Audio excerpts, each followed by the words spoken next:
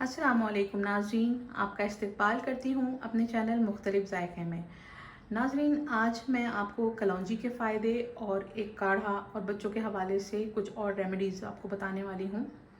इंशाल्लाह आप इससे फ़ायदा ज़रूर उठाएंगे। हमारे एक पहचान के हैं जयेश भट्ट साहब, जिनको मैंने कुछ दिन पहले कुछ पोस्ट किया था और उसमें कलौंजी का ज़िक्र था।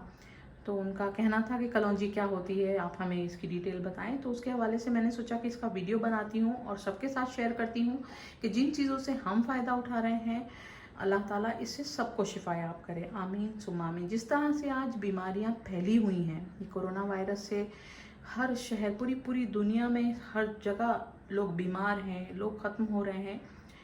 अगर हम ये कलौंजी इस्तेमाल का शुरू कर दें तो ये हम सबके लिए बहुत फ़ायदेमंद है, बच्चे बड़े सबके लिए फ़ायदेमंद है। जिस तरह से आप सब जानते हैं कि अल्लाह ताला का फरमान है, इन काले दानों में मौत के सिवा हर चीज़ की शिफा है।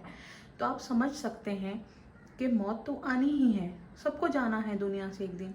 लेकिन जो बीमारियों से हम परेशान होते हैं, हम डॉक्टर्स में भागते हैं, तो अल्लाह ताला हमें ऐसी नौबत ही नहीं आनी चाहिए कि अल्लाह ताला हमें हर चीज़ से इसकी हिफाजत करे।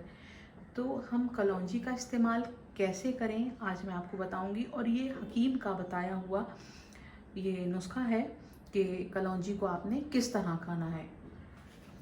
और ये कलौंजी का जो ज़िक्र है ये सही बुखारी से साबित होता है, पेज नंबर 5688। जो लोग हदीसें पढ़ते हैं तो इंशाल्लाह वो ज़रूर इसको देखेंगे। पेज नंबर 5688 सही बुखारी। और भी काफ़ी हदीसों में इसका ज़िक्र है। और अल्लाह ताला का जो फरमान है, जो कुछ अल्लाह ताला ने कलाम पाक में कह दिया है और वो नबी करीम सल्लल्लाहु अलैहि वसल्लम के थ्रू हम तक पहुंचा है, उसको मानना हमारा ईमान होना चाहिए, हमारा यकीन होना चाहिए। तो शुरू करती हूँ मैं अपना वीडियो और मैं आपको बताती हूँ कि आपको कलौंजी किस तरह से खानी है। कलौंजी जो होती है ये ज़्यादातर लोग इस तरह से जानते हैं कि इन्हें अचार में, मुरब्बों में, चटनियों में इस तरह से ही ज़्यादातर यूज़ करते हैं लोग। बंस बनाते हैं, पराठों में लगाते हैं, बहुत सारी चीज़ों में यूज़ होता है। लेकिन इसको जो फ़ायदा है, हमें निहार मुँह खाना है। और कलौंजी आप देखें किस तरह के काले दाने होते हैं ये, और थोड़े से पॉइंटी होते हैं। इनको नाइजेला सीड्स भी कहा जाता है। तो इनको हमने किस तरह से खाना है, एक चुटकी, सिर्फ एक चुटकी हमको कलौंजी ले लेनी है, ठीक है। और ये जो शहद रखा हुआ है, ये शहद लेना है एक पूरे पे, सिर्फ इतना इतना हमने शहद ले लिया। और इन दानों को हमने टच किया, जितने भी दाने इसके ऊपर आ गए, 20, 25, 15, जितने भी दाने आ गए उतने ही हमने सुबह नहार मुँह दुरूद शरीफ पढ़ के निगल लेना है। अब जो ये बच गए हैं इनको वेस्ट नहीं करना है, इनको भी उठा के खा लेना है, फेंकना नहीं है। तो ये तो रहे कलौंजी के फ़ायदे और कलौंजी का इस्तेमाल। शहद भी बहुत फ़ायदेमंद है, शहद का जिक्र भी कलाम पाक में आया है। तो जिन चीज़ों के फ़ायदे, जिन चीज़ों का जिक्र अल्लाह ताला ने कलाम पाक में फरमा दिया है, वो तो बरहक है और उससे शिफा मिलनी ही मिलनी है, और अल्लाह के हुक्म से ही शिफा भी मिलती है। अब एक देसी काढ़ा, जो फ्लू है, सर्दी है, इसके हवाले से मैं आपको बताना चाहूँगी। ये भी बहुत फ़ायदेमंद है।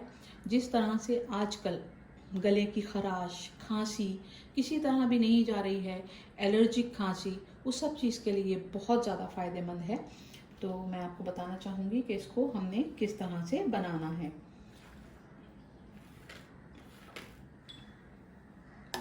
एक हम पैन ले लेंगे और पैन में हम डालेंगे एक लहसुन की कली। ये कली आप देख सकते हैं, ये मीडियम साइज़ की है। अगर आपके पास छोटे साइज़ का लहसुन है तो आप बारीक बारीक सी पत्ती पत्ती 2 कलियां डाल सकते हैं। 1 इंच दालचीनी का टुकड़ा, बिल्कुल एक चुटकी हल्दी, 1 चाय का चम्मच गुड़, और यहाँ पर हमने ली हुई है 1 इंच अदरक। ये देख सकते हैं आप, पूरा ये 1 इंच का टुकड़ा है। तो इसको हमने करके डाल देना है। लहसुन को भी आप कट कर लें, मसला नहीं है, और ऐसे भी डालेंगे तो कोई हर्ज नहीं है। इन सबको आपने कट कर लेना है और इसमें डाल देना है 1 गिलास पानी और इसको इतना बॉईल करना है कि ये आधा कप रह जाए। अच्छा, दूसरी बात मैं आपको बताना चाहूँगी कि 12 साल से कम उम्र के जो बच्चे हैं उनको आपने इसकी हाफ़ क्वांटिटी देनी है। हाफ़ की भी अगर वो उनको तेज़ी लगे तो आप जिस इस्तेमाल कराएं, उसके बाद आपको लगे कि हाँ बच्चे नहीं पी पा रहे हैं, तो सब चीज़ की क्वांटिटी आप पाव पाव कर दें। यानी पाव इंच अदरक, एक छोटी सी कली लहसुन की, पाव इंच दालचीनी का टुकड़ा, और गुड़ तो आप अपने हिसाब से डाल सकते हैं। हल्दी काफ़ी रहेगी, 1 चुटकी काफ़ी है, और बड़ों में आप चाहें तो थोड़ी सी हल्दी बढ़ा भी सकते हैं, 2 चुटकी कर सकते हैं। दूसरी बात मैं आपको ये बताना चाहूँगी, गुड़ मैंने साथ में भी डाल दिया है। अगर गुड़ आपके पास नहीं है तो परेशान होने की ज़रूरत नहीं है, आप काढ़ा बना लें। बनाने के बाद आप उसमें जितनी ज़रूरत हो उतना शहद मिला लें। शहद को पकाना नहीं है, शहद को आपने बाद में मिलाना है। तो इसको अब हम पकाने के लिए रखते हैं और उसके बाद मैं आपको और कुछ भी नुस्खे बताती हूँ जो इस वक्त बहुत काम करेंगे। इसको हमने उबालने रख दिया है गैस पर। एक उबाल आ जाएगी, फ्लेम को मीडियम कर देंगे और इसको इतना पकाएंगे कि ये हाफ कप रह जाए। तभी इसके सारे जूसेस जो हैं, लहसुन के, अदरक के, दालचीनी के, ये सब अच्छे से इसमें पानी में आ जाएंगे और ये बेहतरीन काढ़ा होकर बनेगा। आप चाहें तो सोते वक्त ले सकते हैं, नहीं तो किसी भी वक्त इसको पिया जा सकता है। गुनगुना ही आपने इसको पी लेना है। तो इसको बॉईल होने देते हैं और मैं आपको दूसरी रेमेडीज़ भी बताती हूँ जो इस वक्त बहुत काम करेंगी। जब तक हमारा काढ़ा बॉईल होता है तब तक हम आपको 1-2 रेमेडीज़ और बताते हैं, क्योंकि ये जो चीज़ें मैं आपको बता रही हूँ ये मैं अपनी ज़िंदगी में इस्तेमाल में रखती हूँ। और मेरे घर में भी जो छोटे बच्चे माशाल्लाह अब तो बड़े हो गए हैं। मेरी छोटी प्रिंसेस मुंशिरा शेख, जब वो सर्दी खांसी से बीमार होती थी तो हमारे जो चाइल्ड स्पेशलिस्ट हैं वो अपनी दवाओं के साथ साथ होम रेमेडी की भी ताकीद करते थे। तो जैसा कि उन्होंने बताया हुआ था, तो ये हमने 2 चुटकी हल्दी पाउडर ले लिया है और इसमें हम शामिल कर देंगे 1 बड़ा चम्मच जितना शहद। तो ये हमारा चम्मच छोटा है तो इसका हम तकरीबन 2 चम्मच ले लेंगे और इसको आपने अच्छे से मिक्स कर लेना है। ये छोटे बच्चों के लिए है, जो 3 से 4 साल के बच्चे होते हैं उनके लिए। इसको आप मिक्स करके रख लें और इसको अच्छे से दिन में 2 से 3 बार थोड़ा थोड़ा सा, इतना थोड़ा थोड़ा सा आप चटा दें तो ये खांसी के लिए बहुत ज़्यादा फ़ायदेमंद रहता है। तो ये तो हो गया हमारा एक और रेमेडी जो हल्दी और शहद का हो गया। एक चीज़ मैं अपने घर में और ज़्यादा इस्तेमाल करती हूँ वो है अदरक का रस और शहद। तो अदरक जो है आपने छील लेनी है, छील के इसको या तो बारीक कद्दूकस का जो बारीक साइड होता है वहाँ से ग्रेट कर लें, नहीं तो इसको आप मिक्सर में पीस लें और पीसने के बाद छन्ने में छान के इसका रस निकाल लें। रस जितना रस होगा इसका, जितना भी जूस होगा, यानी 1 चम्मच हो 2 चम्मच हो, उतना ही आपने शहद मिला लेना है। तो जैसा कि मैंने ये मिला के यहाँ पर रखा हुआ है, यहाँ देख सकते हैं ये इस तरह से हो जाता है।